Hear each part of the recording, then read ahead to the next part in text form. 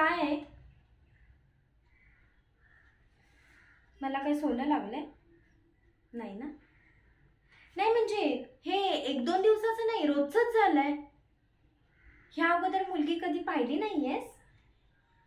ए, गप्प बसायचं. आज फक्त मी बोलणार आणि तू ऐकायचंस. एरवी तुमच्या मारणाऱ्या शिट्ट्या, घाणघाण कमेंट आणि ते इरिटेटिंग गाडीचे हॉर्न, हे सगळं ऐकतो ना आम्ही. मग तेव्हाच जर एक सनकन लावून दिली ना, तर हे सगळं असं करायची हिम्मत नाही होणार परत.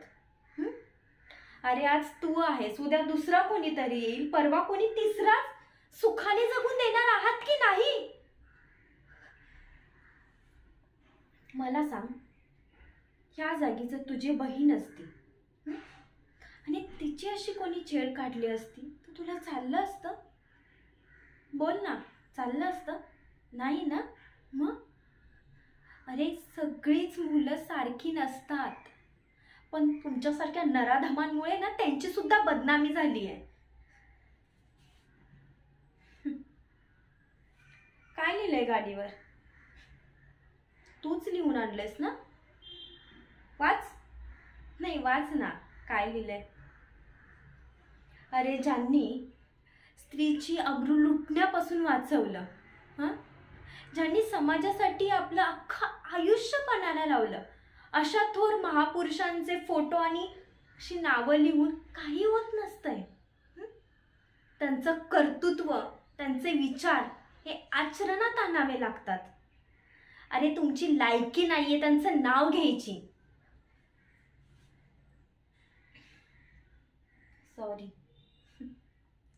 सॉरी म्हटलं म्हणजे झालं का सगळं? अरे आज चूक कराल, उद्या परत सॉरी म्हणाल, संपला विषय. अरे तुमच्या एका चुकीमुळे समोरच्याच्या मनावर काय परिणाम होईल याचा विचार सुद्धा करवत नाही तुम्हाला. जाऊ दे, मला जास्त वाद नाही घालायचा. पहिलं आणि शेवटचं सांगते, यापुढे मीच नाही, दुसरी कुठलीही मुलगी असेल आणि तिची जर छेड काढताना तू दिसलास, तूच नाही इथं उभे असलेले सगळ्यांनाच सांगते, खास तुला सांगते, उभा फाडीन.